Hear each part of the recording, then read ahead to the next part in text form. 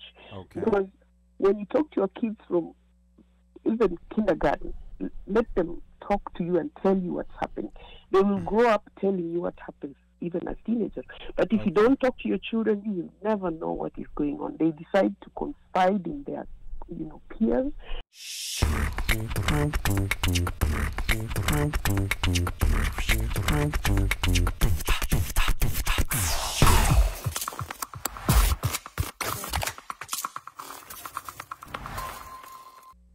Hello, this is Esther Mulusa. I'm calling from North Carolina. Esther, karibu. Esther, karibu sana. Talk to us about this. Come on, man. That doesn't work. No. Yes. Okay. Yeah.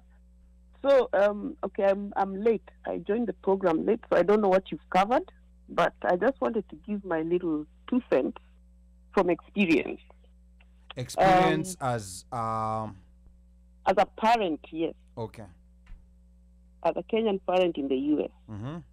So bullying is a very big thing, and I've been exposed to the K-12 system.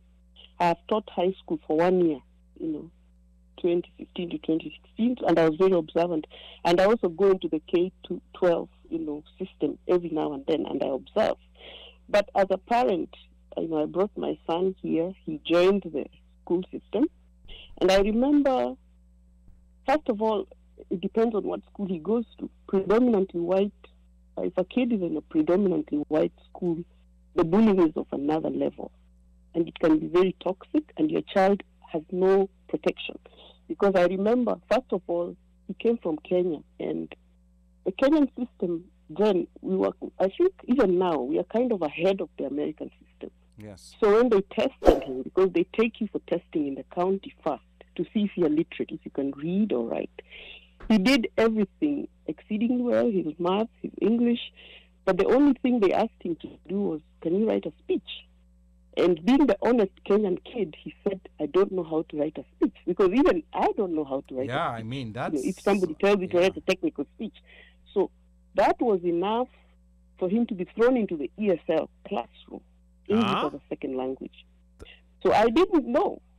I did not know. So one time we were talking, that's why it's important to talk to your kids every day, what happened at school. So we were talking in the evening, and he's like, I was helping the other kids in ESL. I was like, you did what? I went to the school the following day. I was furious because I'm the fearless type. I was so mad. I marched to the school, and I summoned the teachers, and I asked them, how dare you put my child in ESL? This child, I am the one who taught him how to read and write before he went to school. Bring any text here, he will read it. He will do his math. How dare you take my child to ESL? Yet he writes and reads English. He may not know the American accent. So they removed him immediately. Now that's the agency that a parent has if you have the knowledge and if you have the guts to confront them. But many parents do not have the guts to confront these teachers because most parents feel intimidated, So kids just suffer without your knowledge. ESL is a waste of time for a child because you don't get any credit for being in that classroom. And you're just helping other kids, Some teachers, they just leave the kids to their own, devices. So that is one experience I had, and I was very upset, and I dealt with it. And then there was the bullying. When he's walking, he would be told things like, go back to Africa. This was coming from some poor white kids. I'm just going to name them as they are. So another thing is boys. Boys respond differently. They don't want you to save them. They want to solve the problem themselves. Boys are different from girls. Girls need to be rescued and protected. So I learned about the bullying from a child, a friend. They used to go to school together, come home. This boy was telling Dennis, and the child told me exactly what happened. This boy keeps taunting him, following him, and calling him names. And Dennis is not like me. I am a feisty, fiery person. I am a warrior. I will fight anybody. But he's quiet, very quiet, very, somebody who's thoughtful. But this boy got to his nerve, and this girl described how the moment Dennis turned around. Now, this bullying happens under the watchful eye of the teachers. Most they're white. But the moment my son got angry, he turned around and he wanted to do something. That is when the teachers came running during lunchtime to save the little white boy. So when I heard that, I marched to the school again. And I sat the teachers down and I lectured them. And I told them, nobody has a right to tell my son to go back to Africa. We all came from somewhere. I want to meet the parents of this kid and I want to give them a history lesson because they came from Europe somewhere. So we can all go back. We will drop them off in Europe. We go back to Africa. Nobody's going anywhere. So I lectured them, and the teacher started defending the white boy. Oh, he was just, he's not a bad kid. He's a very good kid. That usual defense.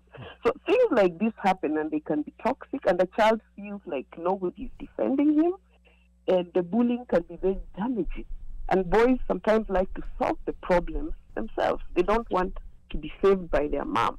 So these are things that happen, and you have to be very, very careful. So middle school, again, is a very toxic. That happened in middle school. It's a very difficult age. It's when kids are leaving the ages of innocence. This is the time puberty starts happening. There are hormones running all over the place, and they are discovering who they are. And then there's all kinds of things going on in this country because there's a lot of toxicity. Kids come from abused backgrounds and they come and project all that to the teachers, to the fellow students. So there's so much going on that is a little extreme compared to other parts of the world where I've been. This place is really, I don't know, it is something that's swept under the rug, but there's a very big problem in the K through 12 system. I always say the K through 12 system is the underbelly of America. It shows that racial tensions and class tensions are, blow out in the K through 12 system. So the bullying is of another level. We have to talk to our children. We have to confront. Even if it means you go to the school and talk to the teachers, because when they know that you are aware, it helps a little bit. Sometimes it makes the situation worse, but it's important for you to be a knowledgeable parent and extremely important for you to talk to your child every single day. What happened in school from a very young age. Because when you talk to your kids from even kindergarten, let them talk to you and tell you what's happening.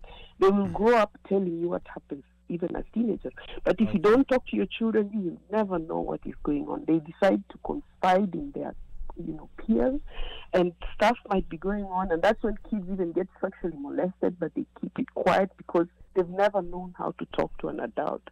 So I have a lot to say, but I just feel like bullying in this country is of another level. And then MAGA, Make America Great Again. That I think should be a topic on its own. But to finish, yes. We have to be careful because bullying is, even adults, even me as an adult, kids bully me, and I'm an adult. As a teacher?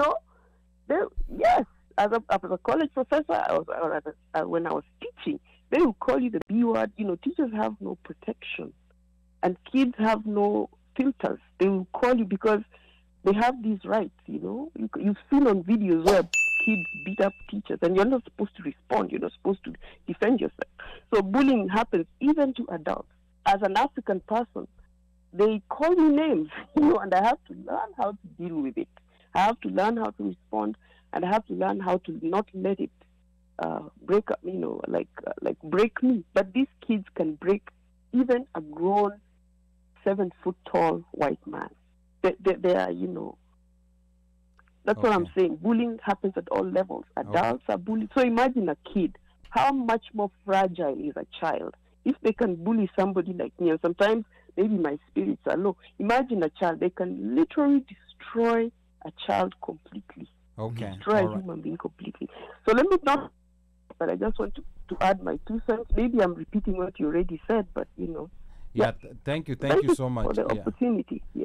Thank you so much, Esther, and that was really profound, coming from the other side, from someone who's as a teacher, as a college professor, and as a parent now, and as a parent too. So asante sana, Esther. We will talk again, but I mean, this is this is now borderline, now very dangerous.